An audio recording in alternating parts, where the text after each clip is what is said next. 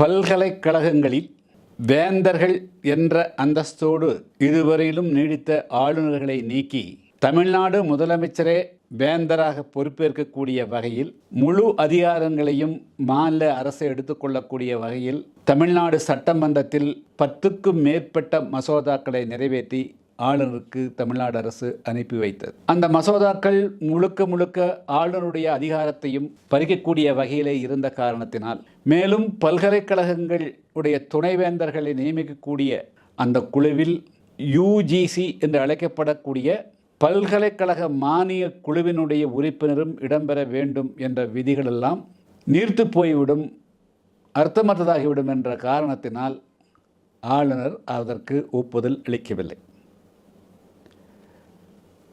2 முறை சட்டமன்றத்திலே நிறைவேற்றிவிட்டால் அதற்கு ஒப்புதல் அளிக்க வேண்டும் என்ற ஒரு இயந்திரத்தனமான சரத்தை வைத்துக்கொண்டு அதை உச்சநீதிமன்றத்திற்கு எடுத்து சென்று 2 நீதிபதிகள் அமர்வு சட்டமன்றத்திலே நிறைவேற்றப்பட்ட அந்த தீர்மானங்களுக்கு ஆளுநரே அதிகாரம், அதால் ஆளுநரே அதற்கு அனுமதி அளிக்காவிட்டாலும் கூட அனுமதி அளிக்கப்பட்டதாக கருத வேண்டும் என்று உச்சநீதிமன்றம் ஒன்றை தீர்ப்பு கொடுத்திருக்கிறது. இதெல்லாம் ஒரு ஜனநாயக நாட்டில் ஒரு அமைப்பினுடைய அதிகாரத்தை இன்னொரு அமைப்பு எடுக்க முடியாது. நாடாளுமன்றத்தினுடைய சட்ட மீற்றும் உரிமையை சட்டமன்றம் எடுக்க இயலாது. ஒரு சட்டமன்றத்தில் இயற்ற வேண்டிய சட்டத்தை ஒரு பஞ்சாயத்து இயற்ற முடியாது, ஒரு நகராட்சி இயற்ற முடியாது. ஆனால் சில தவிர்க்க முடியாத காரணங்களினுடைய அடிப்படையில் அதுபோன்று ஏதாவது உத்தரவுகள் கொடுக்க வாய்ப்பு இருக்கிறது என்ற அந்த ஒரே சரத்தை பயன்படுத்தி கொண்டு உச்சநீதிமன்றத்தினுடைய 2 நீதிபதிகள் தமிழ்நாடு அரசினுடைய அந்த 10 மசோதாக்களுக்கும் அனுமதி அளிக்கக்கூடிய வகையிலே தீர்ப்பு அளித்து, அது மட்டுமல்ல, ஆளுநர்கள் குறிப்பிட்ட காலத்துக்குள் மசோதாக்களுக்கு அனுமதி அளிக்க வேண்டும் என்று சொல்லியதோடு, இந்தியாவினுடைய அரசியல் சாஸ்திரனுடைய தலைவராக இருக்கக்கூடிய ஜனாதிபதி அவர்களுக்கும் காலக்கெடுவை நியமித்து அந்த உச்சநீதிமன்ற தீர்ப்பு வந்தது. அது இதுக்கு 2 நீதிபதிகள் தான். இவைகளெல்லாம் ஒரு ஜனநாயக நாட்டில் நடக்கக்கூடிய செயல்கள், நடக்கக்கூடாது இவைகள். இதெல்லாம் கான்ஸ்டியூஷன், இதெல்லாம் இந்திய அரசியல் சாசனத்தினுடைய பல்வேறு அம்சங்களை அலசிய பிறகே இது போன்று தீர்ப்பு கொடுக்கணும். இது 2 நீதிபதிகளால் கொடுக்க முடியாது, கொடுக்கக்கூடாது. அது இந்திய அரசியல் சாசனத்தை கேலிக்கூத்தாக்கிடும். 200 வருடங்கள் இந்தியா சுதந்திரத்துக்காக போராடி, அதற்கு பிறகு ஏறக்குறைய 3-4 வருடங்கள் பல நிபுணர்கள் அடங்கிய குழு ஆய்வு செய்து பல நாட்டினுடைய சட்டங்களை எல்லாம் கணக்கிலே வைத்து அதுக்கு பிறகு வடிவமைக்கப்பட்டதுதான் இந்திய அரசியல் சாசனம். அதனுடைய ஆன்மாவையே தகர்த்திருக்கக்கூடிய வகையில் இந்தியாவினுடைய மிக உயர்ந்த இடத்தில் இருக்கக்கூடியவர் ஜனாதிபதி அவர்கள். அவர் ஒரு மசோதாவுக்கு உடனடியாகவும் அனுமதி அளிக்கலாம், பல்வேறு கோணங்களிலே அதை அணுகி அதுக்கு நிறுத்தி வைக்கலாம் அல்லது நிராகரிக்கலாம். உதாரணத்துக்கு, ஒரு சட்டமன்றத்தில் ஒரு தமிழ்நாடு தனிநாடாக அவர்கள் டிக்ளேர் பண்ணி பிரகடனப்படுத்தி அதை ஆளுநருக்கு அனுப்பி ஆளுநரை மறுத்து 2வது முறையும் அதை நிறைவேற்றி அனுப்பினால் ஆளுநர் அதை ஜனாதிபதிக்கு அனுப்பி வைத்துக்கொள்வோம். ஜனாதிபதியும் அதற்கு பதில் சொல்லவில்லை என்று சொன்னால் உடனடியாக அது தன்னாடாக அறிவிக்கப்பட்டது செல்லுபடியாகும் என்று இந்த உச்சநீதிமன்றம் தீர்ப்பினுடைய அடிப்படையில் போனால் இந்தியாவாக இருக்க முடியுமா? எனவே தான் இந்த தீர்ப்பு இந்தியாவினுடைய அடிப்படைக்கே முரணாக அமைந்திருக்கிறது. என்ற அடிப்படையில் ஜனாதிபதி அவர்கள் 14 கேள்விகளை எழுப்பி இப்பொழுது உச்சநீதிமன்றத்தில் அவர் சார்பாக வழக்கு தொடுக்கப்பட்டிருக்கிறது. அது நியாயமானது. திமுக அதுக்குள்ளே அலறாங்க. இவங்க ஒரு ஒரு பஞ்சாயத்து அளவுக்கு இருக்கக்கூடிய ஸ்டேட்டு. நீங்கள் இந்திய அரசியல் ஜனாதிபதி உனக்கு ஒரு ஸ்டேட் கவர்மெண்ட்டுக்கு என்ன உரிமை இருக்குதோ அதே போல் எல்லோருக்கும் உரிமை இருக்குது. இந்தியாவுடைய ஜனாதிபதியினுடைய உரிமையை பறிக்கக்கூடிய வகையில், அவருடைய அதிகாரத்தை தலையிடக்கூடிய வகையில் ஒரு 2 நீதிபதிகள் தீர்ப்பு கொடுக்குறாங்கன்னா அந்த தீர்ப்பு தான் உச்சபட்சம் என்று சொன்னால் எவ்வளோ பைத்தியகாரத்தனம் அது. ஆனால் ஸ்டாலின் குதிக்கிறார், வெடிக்கிறார்.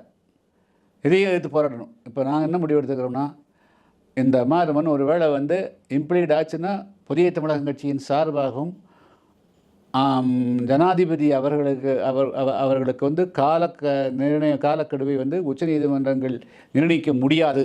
அப்படி நிர்ணயித்த தவறு, அதை ரத்து செய்யப்பட வேண்டும். இது வந்து கான்ஸ்டியூஷன் பெஞ்ச், அரசியல் சாசன பெஞ்சு 13 பேரோ 15 பேர் கொண்ட ஒரு பெஞ்சை அமைச்சு தான் இது போன்ற விஷயங்கள் ஆய்வு செய்யணும். அது வரையிலும் கூட அந்த 2 நீதிபதிகள் கொடுத்த தீர்ப்பு வந்து நிறுத்தி வைக்கப்படணும், ரத்து செய்ய வேண்டும் என்று வந்து நாங்களும் வந்து இந்த வழக்கில் ஒரு பார்ட்டியாக ஒரு பெட்டிஷனாக சேருவது கூட புதிய தமிழகம் கட்சியின் சார்பாக வந்து முடிவு செய்திருக்கிறோம்.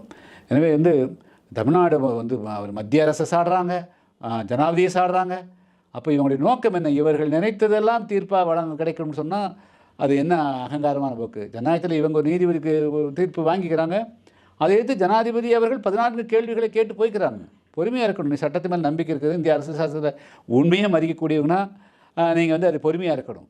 பார்க்கலாம், ஜனாதிபதி அவர்கள் 14 கேள்விகளை கேட்டு உச்சநீதிமன்றத்துக்கு வந்து ஒரு வழக்கை தொடுத்திருக்கிறார்கள். உச்சநீதிமன்றம் நிச்சயமாக ஒரு நீதிபதியால் விசாரிக்க முடியாது. இது மிகப்பெரிய லார்ஜர் பெஞ்சு, இந்தியாவில் இதுவரையிலும் அமையாத அளவுக்கு மிகப்பெரிய லார்ஜர் பெஞ்சு தான் அதுக்கு இது விசாரிச்சாகணும். அதுபோன்ற ஒரு நல்ல சூழ்நிலை உருவாகும். அதில் நாமும் வந்து வழக்கை நம்முடைய வழக்கை இணைத்து கொண்டு நாம் வாதாடும். முடிந்தால் நானே கூட அதில் வாதாடுவதற்கு வந்து முடிவு செய்திருக்கிறேன். புதிய தமிழகம் கட்சியினுடைய 7வது மாநில மாநாடு டிசம்பர் மாதத்தினுடைய இறுதியில் மதுரையில் நடைபெற இருக்கிறது. அந்த மாநாட்டிற்கான பணிகளும் தொடர்ந்து நடைபெற்று வருகின்றன. கடந்த 10 தினங்களில் ஏறக்குறைய 150 முதல் 200 கிராமங்களுக்கு சுற்றுப்பிரயாணம் மேற்கொண்டதில் பல்வேறு கிராமங்களில் இன்னும் உள்ளாட்சி அமைப்புகள் முறையாக செயல்படாத காரணத்தினால் பல கிராமங்களுக்கு குடிநீரே இன்னும் சென்றடையவில்லை. தெருவிளக்குகள் இல்லாத கிராமங்கள் உண்டு. அதே போல் கிராம உட்சாலைகள் பல கிராமங்களுக்கு போடப்படவில்லை. மேலும் வந்து இந்த கிராம உட்சாலைகள் மற்றும் குடிநீர் பிரச்சனைகள் பெரும்பாலும் தென் தமிழகத்தில் தேவேந்திரகுல மக்கள் வாழக்கூடிய பகுதிகள் திட்டமிட்டு புறக்கணிக்கப்பட்டிருக்கின்றன. அது என்ன காரணம் என்று தெரியவில்லை. அது குறித்து அரசு முறையாக ஆய்வு செய்து பஞ்சாயத்து ராஜினுடைய சட்டப்படி ஒவ்வொரு கிராமத்திற்கும் வரக்கூடிய நிதி அந்த பகுதியில் வாழக்கூடிய பட்டியலின மக்களுடைய மக்கள் தொகைக்கு ஏற்பத்தான் அந்த நிதி ஒதுக்கப்படுகிறது. அப்படி இருந்தாலும் கூட அந்த விகிதாச்சாரப்படி ஒதுக்கப்படக்கூடிய நிதி அந்த மக்களுக்கு சென்றடையவில்லை. இது மிகப்பெரிய முறைகேடும் கிரிமினல் குற்றமும் ஆகும். எனவே இது தமிழகத்தினுடைய பரவலாக இருக்க வாய்ப்பு இருப்பதாகவே கருதுகிறேன். என்று சொன்னால் தூத்துக்குடி மாவட்டத்தில் ஏறக்குறைய ஓட்டப்பிடாரம், கருங்குளம், அதே போல் ஸ்ரீவைகுண்டம், ஆழ்வார்கற்குளம் என அதே போல் திருநெல்வேலி, மானூர், பாளையங்கோட்டை, நான்குநேரி என்று பல ஒன்றியங்களுக்கு சென்றதில் எல்லா ஒன்றியங்களிலுமே இதே போன்ற நிலைகள் தான் நீடிக்கிறது. எனவே இந்த உள்ளாட்சி அமைப்புகளுக்குள் இல்லாத நிலையிலும் கூட உள்ளாட்சிகளுக்கு மாநில அரசால் ஒதுக்கப்படக்கூடிய நிதியை வைத்து அதிகாரிகள் இந்த குறைபாடுகளை நிவர்த்தி செய்ய வேண்டும் என்று வலியுறுத்துகிறேன். மேலும் வந்து கிராமங்களில் மிக முக்கியமாக இருக்கக்கூடிய பிரச்சனை, இப்பொழுது பெரும்பாலான மக்கள் ஏழை எளிய மக்களாக இருக்கிறார்கள். குறிப்பாக கிராம ஊராட்சிகளிலே வாழக்கூடிய மக்களுடைய மிக முக்கியமான கோரிக்கை, அந்த மக்களுக்கு ஆண்டுக்கு 100 நாள் வேலைவாய்ப்பை உருவாக்கி தரக்கூடிய அந்த 100 நாள் வேலைவாய்ப்பு கடந்த சில மாதங்களாகவே இல்லாத காரணத்தினால் மிகப்பெரிய சிரமத்துக்கு ஆளாகிறார்கள். அதுவும் அந்த மக்களுக்கான சம்பளம் சென்றடையவே இல்லை. இப்பொழுது 2000 கோடி ரூபாய் மத்திய அரசு அந்த நிதியை விடுவித்திருக்கிறது. இந்நிலையில் உடனடியாக ஏற்கனவே கொடுக்கப்படாத அந்த சம்பளத்தையும் கொடுத்திட வேண்டும். தமிழ்நாடெங்கும் தூத்துக்குடி திருநெல்வேலி மாவட்டங்களில் தமிழ்நாடெங்கும் அனைத்து கிராமங்களிலும் 100 நாள் வேலை திட்டத்தை உடனடியாக துவக்க வேண்டும். இல்லை என்று சொன்னால் அதை வலியுறுத்தி புதிய தமிழகம் கட்சியின் சார்பாக மிகப்பெரிய போராட்டம் நடத்தப்படும் என நான் தெரிவித்துக் கொள்ள விரும்புகிறேன். மேலும் தமிழ்நாட்டில் சமூக நீதி பேசப்படுகிறது. சமூக நீதி என்பது இடஒதுக்கீட்டை மட்டுமே மையமாக வைத்து பேசப்படக்கூடியதாகும். குறிப்பாக பட்டியலின வகுப்பிற்கு 15, பழங்குடியினருக்கு 1, மிக பிற்பட்டோருக்கு 20, பிற்பட்டோருக்கு 30, பொதுத்தொகை 30 என 69% இடஒதுக்கீடு பற்றி பேசப்படுகிறது. ஆனால் 18% உள்ளடங்கியிருக்கக்கூடிய தேவேந்திர குல வேளாளருக்கான இடஒதுக்கீடு கொடுக்கப்படாமல் ஏமாற்றப்படுகிறது, வஞ்சிக்கப்படுகிறது. அந்த தேவேந்திர குல வேளாளருக்கான இடஒதுக்கீட்டை எடுத்து அருந்ததிற்கு தாரை வார்க்கக்கூடிய போக்கு குறிப்பாக இந்த இருக்கக்கூடிய திமுக அரசில் அது மிகப்பெரிய அளவுக்கு ஒரு மோசடி நடந்து வருகிறது. எனவே தேவேந்திர குல வேளாளர் மற்றும் ஆதரவாளர்களுக்கான இடஒதுக்கீட்டை அருந்ததிற்கு எந்த காரணம் கொண்டும் தாரை வார்க்கக்கூடாது, அவர்கள் அபகரிக்க இந்த அரசே உடந்தையாக இருக்கக்கூடாது என வலியுறுத்தி மே மாதம் 17ஆம் தேதி அன்று திருச்சியில் ஆர்ப்பாட்டமும் மிகப்பெரிய பொதுக்கூட்டமும் நடைபெற இருக்கிறது.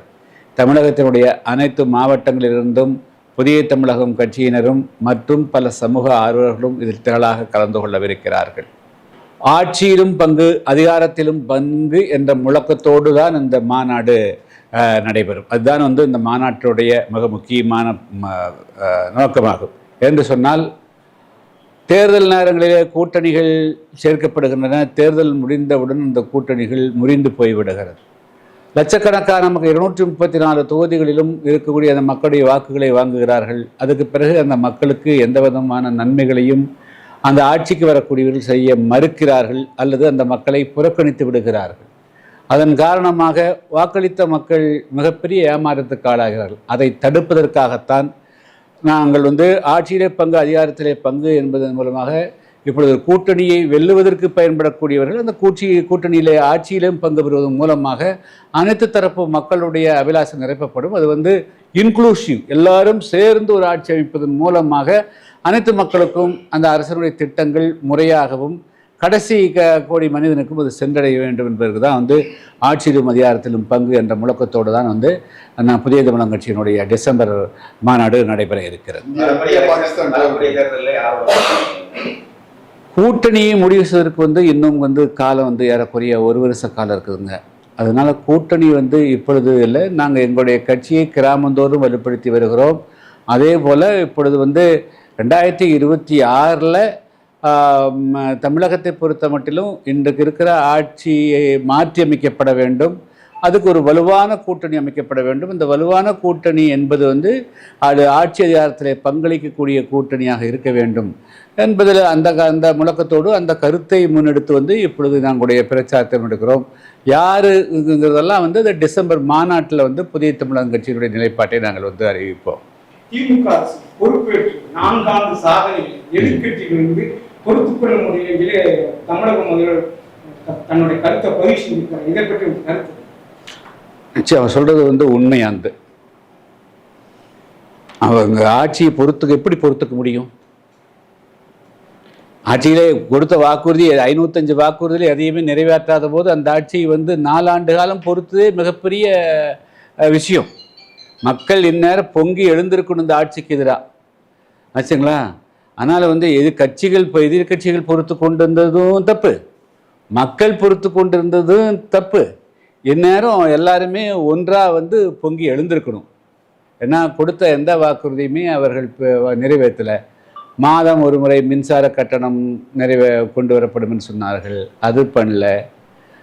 ஆட்சிக்கு வந்தவுடன் முதல் கையெழுத்து நீட்டை ரத்து செய்யறதுக்காக அப்படின்னு சொன்னாங்க, அது செய்யலை. கேஸுக்கு 100 ரூபா மானியம் கொடுக்கப்படணும்னு சொன்னாங்க, அது செய்யலை. மத்திய மாநில அரசு ஊழியர்களுக்கு பழைய ஓய்வு திட்டம் அமலாக்கப்படும் சொன்னார்கள், அது செய்யலை. போக்குவரத்து ஊழியர்களுக்கு அவர்கள் பென்ஷன் திட்டத்தில் மாற்றம் கொண்டு வரப்படும் சொன்னார்கள், அது செய்யலை. அதுவுமே செய்யாத போது அப்புறம் இந்த ஆட்சியை மக்கள் எப்படி பொறுத்து கொள்ள முடியும்? பொறுத்து கொண்டிருப்பது தப்பு ஆச்சுங்களா. அதுதான் சொல்ல முடியும். சமூக நீதி பேசும் திராவிட மாடல் ஆட்சியில் இப்பொழுது தமிழகத்தில் ஆங்காங்கே சாதி முதல்கள் ஏற்படுது. இதை பற்றி ஒரு கருத்து. இல்லை, அதாவது சமூக நீதிக்கும் இங்கே இருக்கிற ஆட்சியாளர்களுக்கும் எந்த சம்பந்தமும் கிடையாதுங்க. நான் தான் முதலே சொன்னேன், நான் ஒரு 10 நாள் சுற்றுப்பயணத்திலேயே ஏழை எளிய மக்கள், பட்டியலினத்தில் இருக்கக்கூடிய மக்களுடைய கிராமங்களுக்கு குடிநீர் வசதியும் சட்டப்படி மத்திய அரசு கொடுக்கக்கூடிய நிதியை கூட பயன்படுத்தாமல் அந்த கிராமங்கள் புறக்கணிக்கப்பட்டிருக்கின்றன. இதை எப்படி சமூக நீதி என்று சொல்ல முடியும்? அதே போல் நீங்கள் தேவேந்திரோட வேளாளர்கள் பட்டியல் பிரிவிலிருந்து வெளியேற வேண்டும் என்று தொடர்ந்து வலியுறுத்தி வருகிறார்கள். அந்த மக்களை பட்டியல் பிரிவிலிருந்து வெளியேற்றிருந்தால் அவர்கள் மிக மிக பிற்போட்டர் பட்டியலோ புதுப்பட்டியல் உருவாக்கியோ அல்லது பிற்போட்டு பட்டியலோ அவர் தங்களுக்கான பங்கை பெற்றிருப்பார்கள். நீங்கள் அந்த மக்களை ஷெட்யூல் காஸ்ட்லேயே வச்சுட்டு அந்த இடஒதுக்கீட்டை 2 63% தனியாக பிரித்து அந்த 3% அவர் நிறுத்தாமல் மீதிகிற 15% எடுத்தெடுத்து அவர்களுக்கே கொடுக்கிற போது அந்த ஆட்சி, அந்த அரசு எப்படி சமூக நீதிக்கான அரசுன்னு சொல்ல முடியும்? எனவே நடக்கிறது அனைத்துமே சமூக நீதிக்கு எதிராகத்தான் அவர்கள் நடக்கிறார்கள் தவிர ஒன்றும் சமூக நீதிக்கும் அவர்களுக்கும் எந்த விதமான சம்பந்தம் இல்லை. அவர்கள் நடப்பதெல்லாம் சமூக நீதிக்கு எதிரானது. இப்போ மாநாடு நோக்கம் ஆட்சியிலும் அதே சொந்த கூட்டணியில் கேட்குறீங்க. சப்போஸ் கூட்டணி பேச்சுவார்த்தை முடிவு வருதுன்னா தமிழ்நாடு முழுவதும் தனிச்சு போட்டிட வாய்ப்பு இல்லை. நீங்கள் அதுக்கெல்லாம் போக வேண்டிய அவசியமே இல்லை. தமிழ்நாட்டில் தெளிவாக இன்று இருக்கிற ஆட்சியாளர்களை மாற்றுவதற்கு மிகப்பெரிய வலுவான கூட்டணி அமையும். அதற்குண்டான முயற்சியை புதிய தமிழக கட்சி எடுத்துக்கொண்டிருக்கிறது. அதுபோன்று ஒன்று நடக்காது, ஒன்று கவலைப்படாதீங்க.